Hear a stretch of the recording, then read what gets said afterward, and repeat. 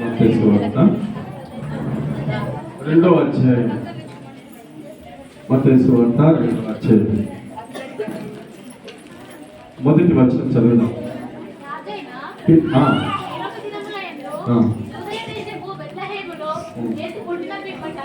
ఇదిగో తూర్పు దేశపు జ్ఞానులు యెరూషలేమునకు వచ్చి యూదుల రాజుగా పుట్టిన వాడు ఎక్కడ ఉన్నాడు? తూర్పు దిక్కున మేము ఆయన నక్షత్రము చూసి ఆయనను పూజింపవచ్చుమని చెప్పిరి. ప్రార్థన చేసుకుందాం. ప్రియ పరలోకమందున్న మా తండ్రి, జీవగల దేవ, జీవాధిపతి యేసయ్య, ఈ పరిశుద్ధమైన నామమునకు వందనాలు, స్తోత్రమయ్యా. అయ్యా, ఈ దినమున 2000 పూర్వము బెత్లెహేము అనే గ్రామ పశుల పాటలను జన్మించిన రోజు ఈ దినము సంతోషంగా ఆనందంగా జరుపుకోవడానికి నీ బిడ్డలమైన మా అందరికీ ఇంత మంచి అవకాశం, ఇంత మంచి ధన్యత మాకు కలిగించినందుకు వందనాలు. నూతనమైన వస్త్రాలతో, నూతనమైన హృదయాలతో, ఆత్మతో, సత్యముతో నేను ఆరాధించి నేను మైపరిచాము తండ్రి. నాయన మా ప్రభువా, నీ బిడ్డలందరికీ నువ్వు తోడు ఉండాలి, నీ బిడ్డలందరినీ నువ్వు జీవించాలన్నది నీ సన్నిధి ప్రతి బిడ్డకు, ప్రతి కుటుంబానికి తోడు ఉంచమని ప్రార్థన చేస్తున్నాను. పరలోకమందున మా తండ్రి, సమయమందు నీ వాక్యము తెలియపరుస్తుండగా నాలో ఉండి మాట్లాడమని, ప్రతి మాటకు అయ్యా నా తండ్రి నిబిడలు వినాలి, గ్రహించాలి. తమ్ముడు దేవ దాసుకు తన కొరకు సాయం చేయమని యేసు నామములో ప్రార్థిస్తున్నాను తండ్రి. ఆమేన్. హల్లెలూయా. Wish you happy Christmas. ఏం చెప్పండి? Happy Christmas, happy Christmas. हल्लू हल्लू से बोल रहे हैं, सीधा करके बोल दिए हैप्पी क्रिसमस. आमीन. हालेलुया.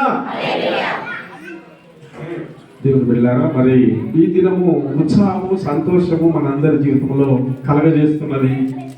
నూతనమైన వస్త్రాలు, నూతనమైనటువంటి పిండి వంటలు మన పండుగ సందర్భాలను చేసుకుంటూ మన గొప్ప దేవుడు మన కొరకు పుట్టిందని దేశం అంతటా, ప్రపంచం అంతటా ఈ రీతిగా దేవుని ఆరాధిస్తున్నటువంటి ఈ దినము. కాబట్టి ఈ దినమును ఎంతో మనము ఆయన పుట్టుకను పునస్కరించుకొని, ఆయన పుట్టుకను ఎంతగానో మనము తీసుకొని అవలంబించుకొని మనం ఆనందిస్తున్నాం అనేది నేను నేటి దినం తెలియపరుస్తున్నాను. బిడ్డలారా, మంచి సందేశాలు, మంచి గ్రీటింగ్స్, మరి కేక్ కటింగ్ కూడా, ఇవన్నీ కూడా మనము ఈ సంబరాలు, సంతోషాలు చేసుకుంటున్నామంటే ఆయన మన కొరకు పుట్టాడు, ఆయన మన కొరకు, మన పాపముల కొరకు లోకముని కచ్చిండు, మన పాపాలను పూర్తి విడుదల చేసిండు, మన రక్షకుడని మనము నమ్మటానికి, మనం విశ్వసించడానికి ఎంతగా మనకు తోడ్పడుతున్నారు. బిడ్డలారా, చూశారు కదా, యేసు అంటే రక్షకుడు, క్రీస్తు అంటే అభిషేకుడు, ఇమ్మానుయేల్ అంటే దేవుడు మనకు తోడని. దేవుని బిడ్డలారా, ఇవన్నీ కూడా యేసు క్రీస్తులో మనకి ఇవన్నీ కలుగుతున్నాయి. కాబట్టి మనము మనస్ఫూర్తిగా, హృదయపూర్వకంగా మన దేవుని ఆరాధించి మన దేవుని మయపరచుకోవడమే మనకిచ్చిన కర్తవ్యం. క్రిస్మస్ అనేది ఏంటిది? క్రిస్మస్ ఎందుకు చేసుకోవాలి మనం? క్రిస్మస్ బైబిల్లో ఉన్నదని చాలా సందేహాలు, చాలా అనుమానాలు ఉంటున్నాయి. బిడ్డలారా, క్రిస్మస్ ఎందుకు చేసుకుంటున్నాము అని అంటే, మరి ప్రపంచ దేశంలో కూడా మరి క్రీస్తు శకములో దీన్ని ప్రారంభించారు. అనేక మంది పండుగలు చేసుకుంటే క్రైస్తవులకు, దేవుని బిడ్డలకు పండుగ లేదు కాబట్టి క్రీస్తు శకం 300లలో ఇది నిర్మించి మరి ఈ రీతిగా క్రిస్మస్ అనేది, ఆయన పుట్టుక అనేది మరి పరిగణించి అందరు కూడా శాస్త్రం, పరిచయాలు, జ్ఞానవంతులు, పండితులు అందరూ కలిసి దీన్ని నిర్మించి ఈ రీతిగా చెయ్యడం అనేది మనకి ఎంతగానో సంతోషాన్ని నిర్మించారు. బిడ్డలారా, అందుకారణాన్ని బట్టి ఆయన పుట్టుకను మనం ఘనంగా చేసుకుంటున్నాము, ఆయన పుట్టుకను గంభీరంగా చేసుకుంటున్నామని మరొకసారి నేను తెలియపరుస్తున్నాను. రెండో విషయము, తూర్పు దేశము జ్ఞానులని రాయబడ్డది. తూర్పు దేశము జ్ఞానుల గురించి ఇక్కడ రాశారు కదా. ఈ మాటలను కొన్ని తెలియపరిచే మాటలు ఏంటంటే, తూర్పు దేశము జ్ఞానులు అనే సందేహాలు చాలా మంది వస్తున్నాయి. తూర్పు దేశము జ్ఞానులు ఎక్కడి నుంచి వచ్చారు అనే సందేశం కొంచెం మీకు నేను తెలియపరిచేది ఏంటంటే, తూర్పు దేశపు జ్ఞానులు ఎక్కడి నుంచి వచ్చారు అలంతా, కానీ వాళ్ళు ఎక్కడికి వెళ్ళి వచ్చారు? తూర్పు అనగానే మరి తూర్పు దేశపు జ్ఞానులు ముగ్గురు అని ఇంక్లూడ్ చేసుకొని, ముగ్గురు తూర్పు దేశం నుంచి వచ్చి మరి కన్యక మరియను దర్శించినట్టుగా మనం చూసుకుంటున్నాం. దేవుని బిడ్డలారా, ఇక్కడ మరి యేసుక్రీస్తు ప్రభుల వారు పుట్టినప్పుడు తూర్పు దేశం నుంచి జ్ఞానులు వచ్చారు. అందుకే ఇక్కడ అంటున్నారు, ఆ తూర్పు దేశం జ్ఞానులు చేయమంటున్నారంటే, రాజైన హేరోదు దినములందు యూదయ దేశం బెత్లెహేములో యేసు పుట్టిన పిమ్మట ఇదిగో తూర్పు దేశం జ్ఞానులు యెరూషలేముకు వచ్చారు. తూర్పు దేశం జ్ఞానులు యెరూషలేమునకు వచ్చారు. యేసు పుట్టినప్పుడు తూర్పు దేశంలో నక్షత్రం ఉదయించింది. నక్షత్రంను చూసి జ్ఞానులు ఎమ్మడించినట్టుగా మనం చూస్తున్నాం. దేవుని బిడ్డలారా, మరి అక్కడ కూడా యేసుక్రీస్తు పుట్టినప్పుడు లోకమంతటా వెలుగు ప్రకాశించింది అనేది కూడా మన జీవితంలో మనం తెలుసుకుంటాం. ఎందుకంటే యేసుక్రీస్తు పుట్టినప్పుడు లోకమంతటా వెలుగు ప్రకాశించింది, చీకటిలో ఉన్నటువంటి ప్రజలకు వెలుగు కలిగింది. ఆ మహానీయుడు పుట్టడం ద్వారా ఈ గొప్ప సంతోషము, ఈ గొప్ప సంబరాలు మన జీవితాలలో కలుగుతున్నాయని నేను మీకు తెలియపరుస్తున్నాను. అదేవిధంగా ఇంకొక వాక్యం తీసుకున్నాము, ఇక్కడ తీసుకొని దాన్ని అర్థం చేసుకున్నాము. కీర్తనల గ్రంథము 72, కీర్తనల గ్రంథము 72 దాన్ని ఆధారం చేసుకొని మాట్లాడదాము. 72వ కీర్తన 10వ వచనం. రాజులు దీపముల రాజులు కప్పము చెల్లించెదరు, క్షేమరాజులను శివారాజులను కానుకలు తీసుకొని వచ్చెదరు. రాజులందరూ అతనికి నమస్కారము చేసెదరు, అన్యజనులందరూ అతన్ని సేవించెదరు. దేవుని బిడ్డలారా, ఇక్కడ యేసుక్రీస్తు పుట్టుక గురించి తూర్పు దేశపు జ్ఞానులని మనం మాట్లాడుకుంటున్నాం. తూర్పు దేశపు జ్ఞానులు ఎక్కడికి వచ్చారు?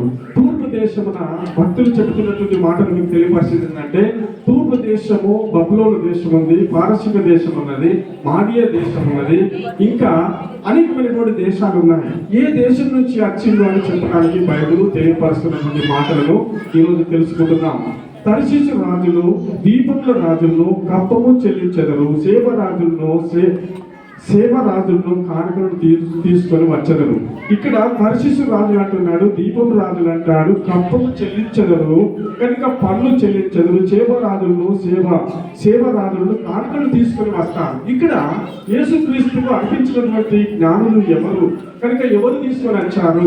ఆయనకు కానుకలు అర్పించారు కదా, బంగారములు, సాంబ్రాన్ని, గోళములు అర్పించినటువంటి మరి దేశాలు ఏవి? మరి బబులోను దేశమా, పారసీక దేశమా, లేకపోతే మాదియ దేశమా? ఇక్కడ అంటున్నాడు తర్షీషు దేశమా, దీపముల అంటే తర్షీషు దేశమా, సేవా దేశమా? ఈ దేశాలు, కొన్ని దేశాలు ఇక్కడ ఉన్నాయి.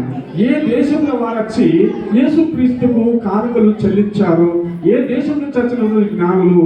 ఈ జ్ఞానులు చాలా తెలివి కలిగినటువంటి వారు, ఈ జ్ఞానులు చాలా పండితులు, ఈ జ్ఞానులు జ్ఞానేంద్రియం కలిగినటువంటి వాళ్ళు. అంటే వాళ్ళ జీవితంలో అన్ని వేద విద్వాంసం చదివినటువంటి వాళ్ళు, కాబట్టి ఉన్నతమైనటువంటి చదివినటువంటి వాళ్ళు.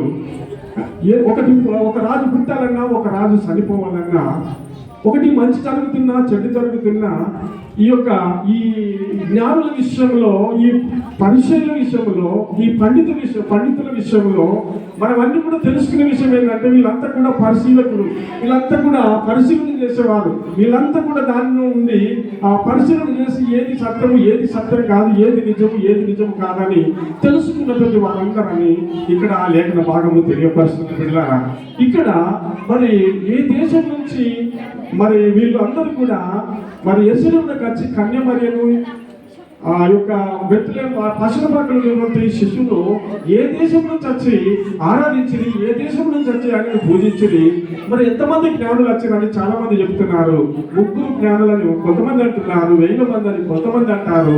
కనుక మరి ఆయనను పూజించడానికి దేశాలు మరి ఆయనను పూజించడానికి వచ్చినట్టుగా, దేశాలు ఆయనను నమ్ముతున్నట్టుగా ఇవన్నీ కూడా పరిశీలన చేసినప్పుడు, పాపరహితుడిగా ఈ లోకంలో పుట్టాడు, పుణ్యపురుషుడిగా ఈ లోకంలో అవతరించాడు, మన పాపములను, శాపములను తీసివేసడానికి ఈ లోకంలోకి వచ్చినటువంటి దేవుని ఆరాధించడానికి పండితులైన వారు, మరి శాస్త్రులైనటువంటి వారు, వేదాంతాలు చదివినటువంటి వాళ్ళు. కనుక వీళ్ళందరూ కూడా పరిశీలన చేసినప్పుడు నిజంగా మీక గ్రంథంలో రాస్తారు కదా, ఏలయనగా మనకు మీక గ్రంథంలో రాసినదంటే, యూదయ దేశం బెత్లెహేము యూద ప్రధానులను ఎంత మాత్రం పగలదనం కాదు, నీలో ఉన్న రాజు పుట్టునని అక్కడ జ్ఞానులు ఎగిన తర్వాత అక్కడ కింద వచనంలో రాస్తారు. ఏమని రాస్తారంటే, ఏలయనగా యూదయ దేశం బెత్లెహేము యూద ప్రధానులను ఎంత మాత్రం అల్పైనదానం కాదు, నీలో ఒక రాజు పుట్టును అని రాయబడి ఉంటుంది. దేవుని బిడ్డలారా, యేసుక్రీస్తు రావడానికి కూడా ప్రవచనాలు ఉన్నాయి. యేసుక్రీస్తు రావడానికి కూడా మరి వాక్యాలు లిఖించబడ్డాయి. ఎందుకంటే ఈయన మామూలు వ్యక్తి కాదు, మామూలుగా ఈ లోకంలోనికి రాలేదు, మనం అనుకున్నంత ఈజీగా ఈ లోకంలోనికి రాలేదు. కనుక ఈయనను మార్పు చేయడానికి, ఈయన దేవుడు కాదనడానికి కొరకు, ఈయన దేవుడు కాదు, ఈయన మరి మామూలు వ్యక్తి అని అనుకునడానికి కూడా సాధ్యపడతలేదు ఈ లోకంలో. ఎంత పెద్ద పండితులైనా, ఎంత పెద్ద శాస్త్రులైనా, కనుక శాస్త్రవేత్తలైనా మరి ఈ రోజుల్లో ఎంతో మంది మంచి మంచి తెలివిపరులు ఉన్నప్పటికీ కూడా ఇది సాధ్యమైతలేదు బిడ్డలారా. ఎందుకంటే ఈయన దేవుని కుమారుడిని ఈ లోకంలోనికి వచ్చాడు కాబట్టి, దేవుని బిడ్డగా ఈ లోకంలోనికి వచ్చాడు కాబట్టి ఎవరు కూడా దాన్ని తీసివేయడానికి కానీ, దాన్ని కల్పించడానికి కానీ, ఆయన దేవుడు కాదని చెప్పడానికి కానీ ఇక్కడ ఎవరి సాధ్యం అయితలేదు. ఎందుకంటే ఈ దేశాలన్నీ కూడా యేసుక్రీస్తు పుట్టక ముందు కొన్ని దేశాలు మరి అన్యులుగా జీవించారు, కొన్ని దేశాలు దేవుని నమ్మని దేశాలు ఉన్నాయి.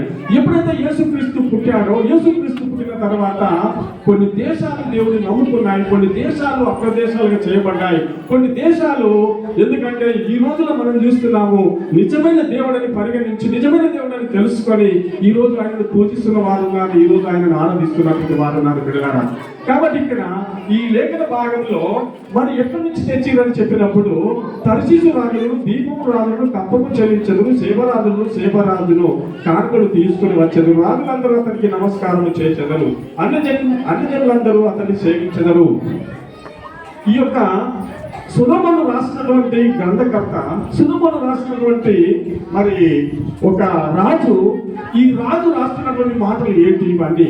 ఇది ఎవరి గురించి రాయబడి ఉన్నాయి? సొలొమోను గురించి రాయబడినాయా, లేకపోతే మరి దావీదు మహారాజు గురించి రాయబడినాయా, లేకపోతే ఇంకా వేరే వ్యక్తుల గురించి రాయబడినాయా అని మనం అనుకుంటే, ఈ రోజు ఇక్కడ సొలొమోను ఈ సొలొమోను తెలియపరుస్తున్నటువంటి విశేషమైన మాటలు ఏంటంటే, ఇవన్నీ కూడా సొలొమోను జ్ఞాని అయినప్పటికీ, సొలొమోను తెలివిపరుడు అయినప్పటికీ, సొలొమోను ఇశ్రాయేలు ప్రజలను పరిపాలించే ఒక మంచి జ్ఞానవంతుడైనప్పటికీ కూడా సొలొమోను గురించి రాయబడలేదు. సొలొమోను దేవుని గురించి రాసినట్టుగా గ్రంథకర్తలు తెలియపరుస్తుంటున్నారు బిడ్డలారా. ఎందుకంటే ఇక్కడ తర్షీసు రాజులు దీపముల రాజులు కప్పము చెల్లించదురు, సేవరాజులు కానుకలు తీసుకొని వచ్చారు అంటే రాజులందరూ అతనికి నమస్కారం చేశారు. రాజులందరూ కూడా, ఈ భూమి మీద ఉన్నటువంటి రాజులందరూ కూడా అతనికి నమస్కారం చేస్తారు, అతనికి పూజిస్తారు బిడ్డలారా. ఎందుకంటే ఇక్కడ సేవా దేశం అని ఉంటుంది. సొలొమోను రాజు కాలంలో సేవా దేశము రాని ఇక్కడ మొదటి రాజుల గ్రంథము తీసుకురండి. మొదటి రాజుల గ్రంథము 10వ అధ్యాయము 1-2 వచనాలు.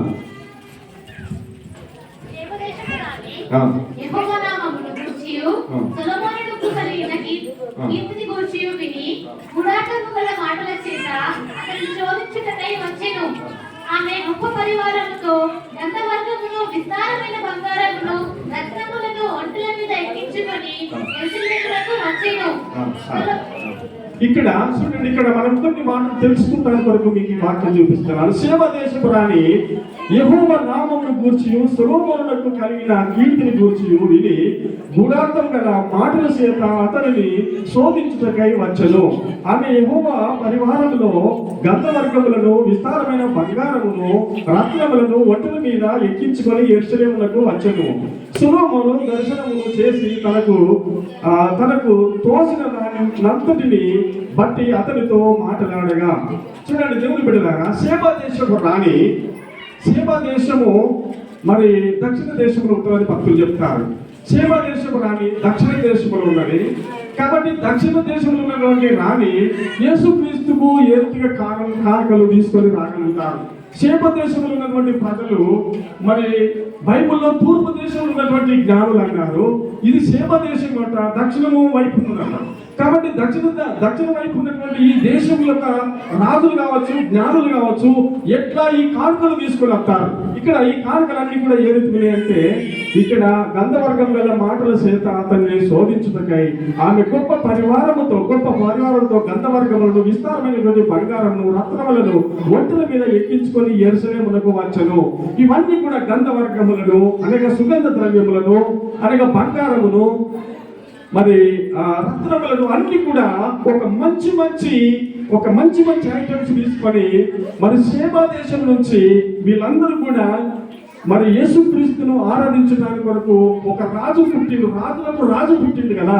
కనుక మనం బైబిల్ చూస్తాము, నువ్వు యూదులకు రాజు అని పిలాతు రాజు అంటాడు, నువ్వు యూదులకు రాజు అని ఆయన అన్నప్పుడు నేను యూదులకు రాజు అంటాడు.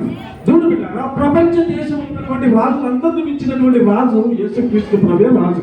ఎందుకంటే ఈ రాజులందరూ సేవ దేశపు రాజులు కావచ్చు, బబులోను దేశంలో ఉన్నటువంటి రాజులు కావచ్చు, జ్ఞానులు కావచ్చు, పారసీకంలో ఉన్నటువంటి రాజులు కావచ్చు, జ్ఞానులు కావచ్చు. కనుక తూర్పు దేశం మొదలుకొని ఉన్నటువంటి పరిగణించబడినటువంటి వారందరూ కూడా జ్యోతిష్కులు కావచ్చు, మంత్రాంగులు కావచ్చు, పరిశారకులు కావచ్చు, పరిజ్ఞానం పొందినటువంటి వారందరూ కావచ్చు. కనుక ఈ రాజును గుర్తించడానికి వారి జీవితంలో నిశ్చయించుకున్నారు.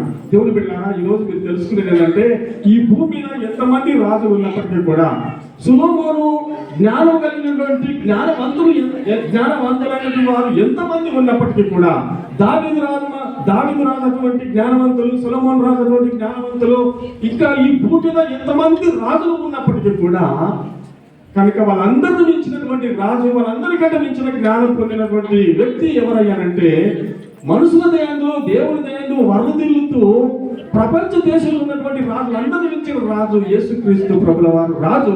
ఆ రాజును పూజించడానికి సేవ దేశం నుంచి ఇవన్నీ కూడా బంగారం తీసుకుని వస్తున్నారు, ధూప ద్రవ్యములు తీసుకుని వస్తున్నారు, సుగంధ ద్రవ్యములు తీసుకుని వస్తున్నారు, రత్నములు తీసుకుని వస్తున్నారు, వైడూర్యాలను తీసుకుని వస్తున్నారు. కారణం ఏంటో తెలుసా? సేవ దేశం దక్షిణ ఉందట. ఒక వ్యక్తి చెప్పినటువంటి మాట మీకు తెలియపరిచిందంటే ఆ వ్యక్తి కనుక రోమ ప్రభుత్వ కాలంలో కనుక ఈ షేబా దేశమును మోయాబు దేశము రెండుగా కలిపినప్పుడు షేబా దేశము రాణి అక్కడ దేశమును మోయాబు దేశము రెండు కలిపినప్పుడు అది తూర్పు దేశంలో పరిగణించబడ్డదని చెప్పి భక్తులు చెబుతున్నటువంటి మాట నేను కూడా మీకు తెలియపరుస్తున్నాను. ఎందుకంటే మనకు ఈ రీతికి కలిగినప్పుడు అది తూర్పు దేశంలో పరిగణించబడ్డది. తూర్పు దేశం నుంచి తీసుకొచ్చినటువంటి మరి కానుకలని చెప్తారు. సేవ దేశంలో స్వస్థమైనటువంటి బంగారం ఉన్నది, స్వస్థమైనటువంటి వజ్రాలు ఉన్నాయి, స్వస్థమైనటువంటి రత్నాలు ఉన్నాయి. అక్కడ సేవ దేశంలో ఈ అన్నిటికంటే ఈ సేవ దేశంలో ఉన్నటువంటి బంగారము చాలా స్వస్థమైనదని తెలియపరుస్తుంది. బైబిల్ కూడా తెలియపరుస్తున్నది. అప్పుడు సేవ దేశం రాని సొలొమోను దగ్గరికి వచ్చి సొలొమోనుతో మాట్లాడుతున్నది. సొలొమోను జ్ఞానమును పరిగణించడానికి సొలొమోను జ్ఞానం ఎంతున్నది, ఈయనకి ఎంత తెలివి ఉన్నది, ఇంత అందమైనటువంటి శశి కట్టాడు కనుక ఇశ్రాయేలు ప్రజలందరూ కూడా పరిపాలిస్తున్నాడు, ఇతనికి ఎలాంటి జ్ఞానం ఉందని చెప్పి అతని పరిశీలన చేసిన కొరకు సేవా దేశం నుంచి సేవా దేశం రాని మరి ఇతర దేశం నుంచి మరి సొలొమోను దగ్గరికి వచ్చి పరిగణించినట్టుగా మనం చూస్తున్నాం. ఏమంటే నువ్వు సేవా దేశం రాని యెహోవా నామమును గూర్చియు సొలొమోనుకు కలిగిన కీర్తిని గూర్చియు విని గూఢార్థం గల మాటల చేత అతన్ని శోధించటకై వచ్చను. ఆమె గొప్ప పరిమాణముతో గంధవర్గములను విస్తారమైన బంగారములను రత్నములను వట్టెలను ఎక్కించుకొని హెచ్చరికలకు వచ్చను. సొలొమోను దర్శనం చేసి తనకు తోసిన దాన్ని అంతటిని బట్టి అతనితో మాట్లాడగా ఆమె చేసిన ప్రశ్నలన్నిటికీ సొలొమోను ఉత్తరము చెప్పెను. రాజులకు మరొకైనది ఏదీ లేనందున ఆమె ప్రశ్న వేసిన మాటలన్నింటినీ ఆ భాగము చెప్పెను. హల్లెలూయా. ఇక్కడ మీరు గమనించాలి దేవుని బిడ్డలారా, మనకు ఒక జ్ఞానం ఉంటుంది. మనం అంటే కదా మనము రాజుల యొద్దకి అధిపతుల యొద్దకి మనకు తీసుకుపోయినప్పుడు నేను ఏమి మాట్లాడుదునో, అక్కడ నేను ఏమి తెలియపరుస్తానో, అక్కడ నా వల్ల ఏమైనా జరుగుతుందా లేదా అని మనం అనుకుంటున్నటువంటి సందర్భంలో దేవుడు ఏమంటాడంటే అక్కడ నువ్వు మాట్లాడేది నీవు కాదు, నేనే మాట్లాడతా, నువ్వు మాత్రం నిలబడు అని చెప్తుంది వాక్యము. దేవుడు వెళ్ళారా సొలొమోను రాజు ఏమంటుందంటే అక్కడ ఇవన్నీ కూడా దేవుని ఆత్మశక్తితో నింపబడిన వాడు కనుక, దేవుని వాక్యానుసారంగా జీవిస్తున్నటువంటి వాడు కనుక, దేవుడు ఇచ్చిన జ్ఞానం అతనికి ఉంది కాబట్టి, దేవుడు ఇచ్చిన తెలివి అతనికి ఉన్నది కాబట్టి సేవా దేశపు రాణికి వివరించి అన్ని మాటలు తెలియపరిచాడు. సేవ దేశపు రాణికి తన యొక్క రాజకీయం గురించి కానీ, తన పరివర్తన గురించి కానీ, దేవుని గురించి కానీ అన్ని విషయాలలో తెలియపరిచినప్పుడు సేవా దేశపు రాణి పరిశోధన చేసినట్టు పరీక్షించడానికి వచ్చినటువంటి సేవా దేశపు రాణి ఏమైందనంటే బెండ్ అయిపోయింది. ఆయన మాటలను సమ్మతించింది. నిజంగా ఇది దేవుడిచ్చినటువంటి జ్ఞానమే, ఇది యెహోవా కలిగిన జ్ఞానమే కనుక సొలొమోను రాజు జ్ఞానవంతుడని చెప్పడానికి సందేహం లేదు అని చెప్పి సేవ దేశం రాని కనుక బంగారమును రత్నములను మరి ఇవన్నీ కూడా మరి అవి సుగంధ ద్రవ్యములు అనగా ఇవన్నీ మంచి మంచి ఐటమ్స్ అన్ని కూడా తీసుకొని వచ్చి ఆయనకు అర్పించడంలో ఆమె అక్కడ మంచి ఆనందం పొంది సంతోషం పొంది దేవుడు దయ పొందుకొని తిరిగి ఆమె దేశం వెళ్ళిపోయి అక్కడ ఆ దేశంలో ఈమె సువర్తమానం అందిస్తున్నది. హల్లెలూయా. దేవుని బిడ్డలారా, ఈ రీతిగా ఈ రోజు మీ జ్ఞానం ఏంటో తెలుసుకోవాలి, మీ తెలివి ఏంటో తెలుసుకోవాలి, మీరు ఎలాంటి అర్థభాగంతో ఉన్నారో మీరు తెలుసుకోవాలి. ఎలాంటి జ్ఞానం ఉంది, ఎలాంటి తెలివి ఉంది, ఎలాంటి దేశం ఉంది, ఏ రీతి దేవుడు నడుస్తున్నారన్న సత్యాన్ని ఈ రోజు తెలుసుకోవడానికి, మనకు పరిశీలన చేసుకోవడానికి కొరకు వాక్యం తెలియపరచబడ్డది. ఎందుకంటే ఇక్కడ దేవుని బిడ్డలకు జ్ఞానం ఇస్తాడు దేవుడు, దేవుని బిడ్డలకు తెలివిస్తాడు దేవుడు, దేవుని బిడ్డలతో దేవుడు ఉంటాడు. కాబట్టి ప్రతి మాట నువ్వు మాట్లాడుతున్నప్పుడు సక్సెస్ అవుతుంది. నువ్వు రాజులు ఎదుట కానీ, అధిపతులు ఎదుట కానీ, నువ్వు వెళ్తున్న ప్రాంతం కానీ, నువ్వు మాట్లాడుతున్న మాట కానీ దేవుడు నీలో ఉండి ప్రతి కార్యం చేస్తాడు. సొలొమోనుకు తోడున్నటువంటి దేవుడు కనుక నీకు నాకు మనందరికీ తోడుంటాడని మరొకసారి తెలియపరుస్తున్నాను. సేవాదేశపు రాని అంటున్నది కనుక సొలొమోనుకు చాలా జ్ఞానం ఉన్నది, సొలొమోనుకు చాలా తెలివి ఉన్నది. నిజమే, ఆయన మాట్లాడుతున్న మాటలో ఒక్కటి కూడా సందేహం లేకుండా మాట్లాడాడు, ఉన్నది ఉన్నట్టుగా మాట్లాడాడు కాబట్టి అని చెప్పి ఆ మాటలకు ఆశ్చర్యపోయి అభినందించి అన్ని సమర్పించి సొలొమోను రాజుకు ఇచ్చేసి తిరిగి వెళ్ళిపోయింది. అందుకే ఎందుకని ఈ మాట చెప్తున్నానంటే ఇక్కడ ఇవన్నీ ఇచ్చిన తర్వాత ఆమె తిరిగి వెళ్ళిపోయిన తర్వాత 72 కీర్తన మనకు సంబంధం 72 కీర్తన కొన్ని వచనాలు ఉన్నాయి. 72 కీర్తన 15వ వచనం చూడండి, 11వ వచనం చూడండి.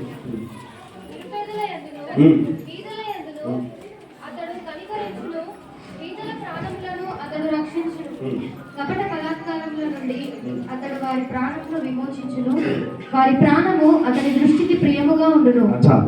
ఇక్కడ దేవుని బిడ్డలారా, యేసుక్రీస్తు ప్రభువుల వారు ఈ లోకంలోనికి రాకముందు అపొస్తలుడైన పౌలు కూడా ఒక మాట రాశాడు. ఈ లోకంలోనికి యేసు ప్రభు వచ్చింది ఎందుకొరకు మీకు తెలుసుకోవాలి. యేసు ప్రభు ఈ లోకంలోనికి ఎందుకొరకు వచ్చాడు? నిరుపేదలను కటాక్షించడానికి కొరకు, దరిద్రులను కటాక్షించడానికి కొరకు.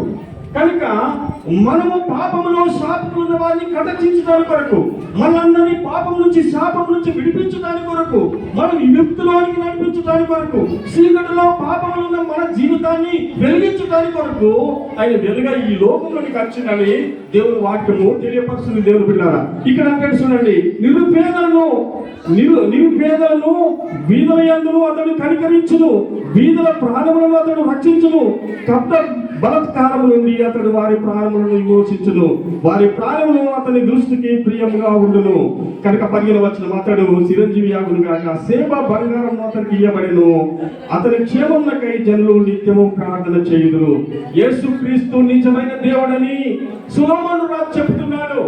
నేను జ్ఞానవంతుని కాదు, నేను తెలివిమంతుని కాదు, నాకు పెద్ద హోదా ఉన్నదని కాదు, నేను యెరూషలేము పట్టణానికి రాజై ఉన్నానని కాదు, కనుక నా జ్ఞానము తుచ్చమైందే. కానీ ఇంకొక వ్యక్తి ఉన్నాడు, ఆయన మనందరి కొరకు పుట్టబోతున్నాడు. ఆయన ప్రభు అయినటువంటి క్రీస్తు, ఆయననే జ్ఞానవంతుడు, ఆయననే ప్రజలను ప్రేమించేవాడు, ఆయననే పాపం నుంచి విడిపించేవాడు, మనందరి దోషం నుంచి విడిపించేవాడని సొలొమోను రాజు యేసుక్రీస్తు గురించి తెలియపరుస్తున్నటువంటి మాటలు బిడ్డలారా. అందుకే ఈ మాటల్లో అతడు చిరంజీవి అగును గాక, సేవ బంగారం అతనికి ఇయ్యబడెను, అతని క్షేమమునకై జనులు నిత్యము ప్రార్థన చేయుదురు. ఆయన చిరంజీవి అగును గాక. దేవుని బిడ్డ, చిరంజీవి అనే మాట మరి నిజంగా యేసుక్రీస్తుకు వర్తిస్తుందని మీకు తెలియపరుస్తున్నాను. చిరంజీవి అగును గాక, అతడు వీళ్ళందరినీ ప్రేమిస్తున్నాడు కనుక వీళ్ళందరికీ మరి కర్మ కటాక్షి చూపుతున్నాడు కనుక అతడు మరి చిరంజీవి అగును గాక. చిరంజీవి అనే మాట మరి అతనికి మంచి ఉన్నతమైనటువంటి స్థానం, ఒక గౌరవనీయమైనటువంటి స్థానం యేసుక్రీస్తు పొందినటువంటి 17వ వచనం.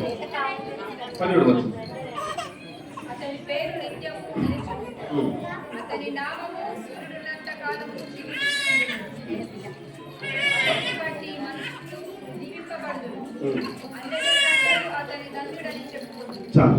ఇక్కడ 17వ వచనములో దేవుని బిడ్డ వినండి, అతని పేరు నిత్యము నిలుసును, అతని నామము సూర్యుడున్నంత కాలము శివుసునుండును, అతన్ని బట్టి మనుషులు దీవింపబడుదురు. అన్ని జనులందరూ అతడు ధన్యుడని చెప్పుకొందురు. అన్ని జనులందరూ కూడా ఆయన ధన్యుడు.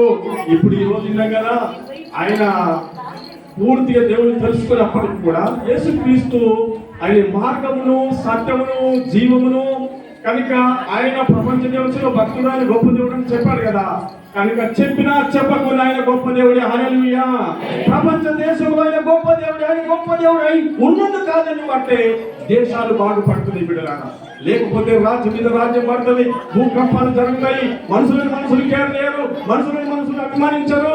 యేసుక్రీస్తు లేకపోతే, యేసుక్రీస్తు ఈ లోకంలోనికి రాకపోతే హత్యలు జరుగుతున్నాయి, మానభంగాలు జరుగుతున్నాయి. కనుక మనుషులు చంపుకొని తిందరు. కనుక యేసుక్రీస్తు ఈ లోకంలోనికి రావడం ద్వారా ప్రేమ వెల్లడైంది, శాంతి వెల్లడైంది, ఒకరిని గౌరవించడము, ఒకరిని ప్రేమించడం అనేది వెల్లడైంది. అందుకారణాన్ని బట్టి ప్రతి దానిలో మనం ఆగిపోతాము. కరుణ కటాక్షము కలిగినటువంటి దేవుని వైపు చూస్తున్న మనము ఇవన్నీ కూడా మన జీవితంలో ఆగిపోతున్నాయి పిల్లలారా. లేకపోతే యేసుక్రీస్తు 2000 పూర్వము బెత్లెహేము గ్రామం పశుపాకలో పుట్టకపోతే, ఆయన శాంతిపరుడుగా ఈ లోకంలోనికి రాకపోతే, ఆయన ప్రేమమయుడిగా ఈ లోకంలోనికి రాకపోతే, ఆయన కరుణమయుడిగా ఈ లోకంలోనికి రాకపోతే ఈ రోజు ప్రేమలు లేవు, గీమలు లేవు. ఎందుకంటే మనిషిని ప్రేమించే విధానం లేదు. ఎందుకంటే ఈ బైబిల్ తెలియపరుస్తుంది అంటే ప్రేమ, సంతోషం, సమాధానం అని తెలియపరుస్తుంది పిల్లలారా. అందుకే ఒకరినొకరు ప్రేమించుకున్నాడు, గౌరవించడము, ఆయన అనుసరించడం, ఆయన ప్రేమించడము, ఆయన త్రోవలో నడిచినప్పుడే మనము దీవించబడుతున్నాం. అందుకని నేను చివరి మాట చెప్పి ముగిస్తాను.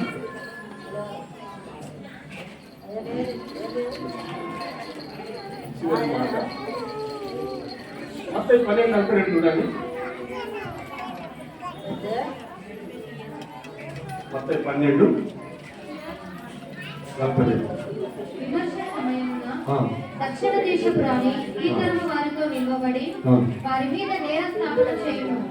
ఆమె సొలొమోను జ్ఞానము వినుటకు భూమి అంతముల నుండి వచ్చెను.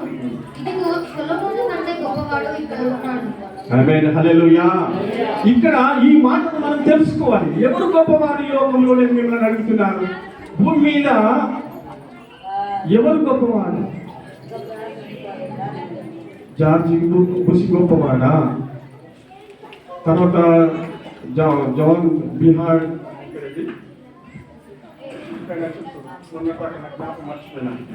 ట్రంప్ గొప్పవాడా? ఆయన కంటే ముందున్నవాడు జాన్ బైడెన్. కనుక ఆయన గొప్పవాడా? ఈ లోకంలో ప్రపంచం ఏలుతున్నటువంటి భక్తులైనటువంటి వాళ్ళు ప్రపంచం ఏలుతున్నటువంటి వాళ్ళు గొప్పవాడా? ఈ రోజులో ఎవరు గొప్పవాడు? సొలొమోను గొప్పవాడా? దావీదు గొప్పవాడా? అబ్రహాము గొప్పవాడా? ఇసాకు గొప్పవాడా? ఈ లోకంలో ఎవరు గొప్పవారని చెప్పడానికి బైబిల్ తెలియపరిచిందంటే ఎవరు గొప్పవారు కాదు. మనుషులకు దేవుడు ఇచ్చిన జ్ఞానం, మనుషులకు దేవుడు ఇచ్చిన తెలివి, మనుషులకు దేవుడు ఇచ్చినటువంటి ఆధారాలు, మనిషి మంచిగా బతకాలి, మంచిగా జీవించాలి, కనుక అందరిని ప్రేమించుకొని బ్రతకాలన్నది. కానీ ఇక్కడ సొలొమోను జ్ఞానము కంటే దేవుని జ్ఞానము గొప్పదని బైబిల్ తెలియపరుస్తున్నది. డాక్టర్ శ్రీనివాస్ గారు అన్నారు కదా, జ్ఞానుల జ్ఞానాన్ని వేరుపరచడానికి దేవుడు జ్ఞానం ఏర్పరచుకున్నాడు. జ్ఞానుల జ్ఞానం ఏర్పరుస్తాడు, అజ్ఞానుల దేవుడు ఏర్పాటు చేసుకుంటాడు. అంటే దాని అర్థం ఏంటంటే ఇక్కడ ఎవరు లేరు, అందరూ సరి సమానమే.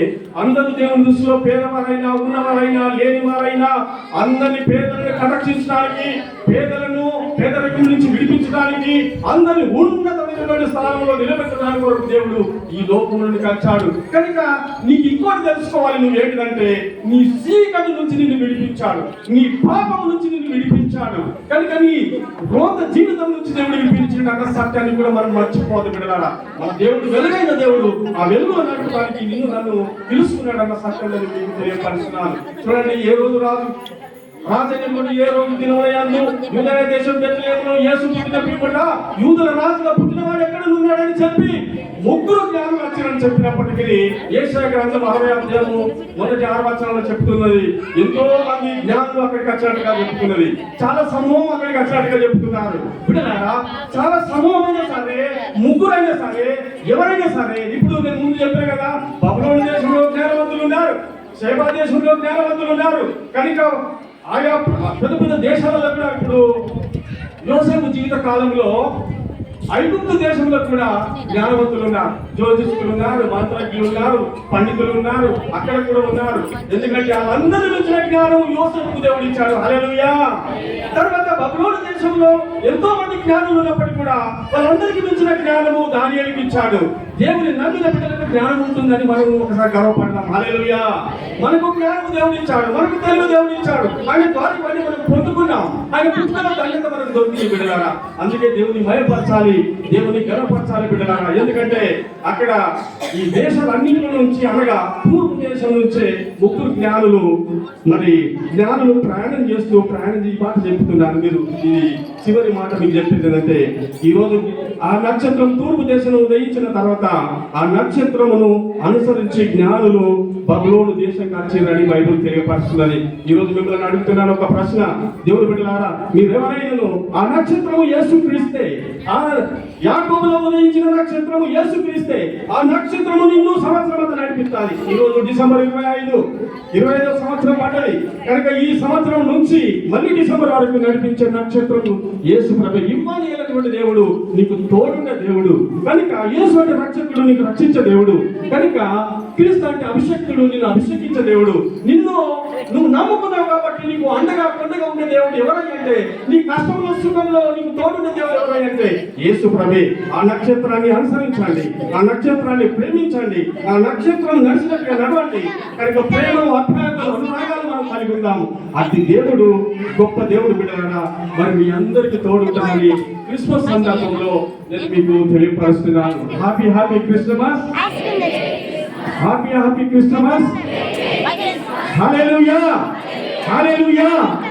కనుక ఇంకొక విషయం ఏంటంటే, అందరు కూడా మంచి నమ్మకంతో నిర్ణయం చేసుకోవాలి బిడ్డలారా. మీరందరూ కూడా ఈ రోజు ఒక నిర్ణయం చేసుకోరండి. ఏం నిర్ణయం చేసుకుంటారు? వాక్యం చెప్పడం కాదు, మనం ప్రాక్టికల్ కావాలి మనం. ఎందుకంటే విశ్వాసము క్రియ రెండు అవసరమై ఉంటారు కాబట్టి ప్రతి వారి పని చేయాలి, దేవుని పని చేయాలి. ఇప్పుడు చూడండి, యేసు పుట్టిన తర్వాత దేవదూతలు వెళ్ళి సువార్తమానం అందించారు కాబట్టి వాళ్ళందరూ కూడా అక్కడికి వెళ్ళి సువార్తమానం అందించి అక్కడ ఉన్న ప్రజలందరికీ తెలిపారు. ఈ పండుగ సందర్భంలో మీరు అందరూ కూడా మరి అనేకులకు సువార్తమానం అందించండి, అనేకులను ప్రోత్సాహం నడిపించే వారిని మీరు ఉండాలని కోరుతున్నాను. మీకు ఒకటి చిన్న గిఫ్ట్ నేను అడుగుతాను. నేను చెప్పిన ప్రశ్న సందేశం అయిపోయింది. ఓకే.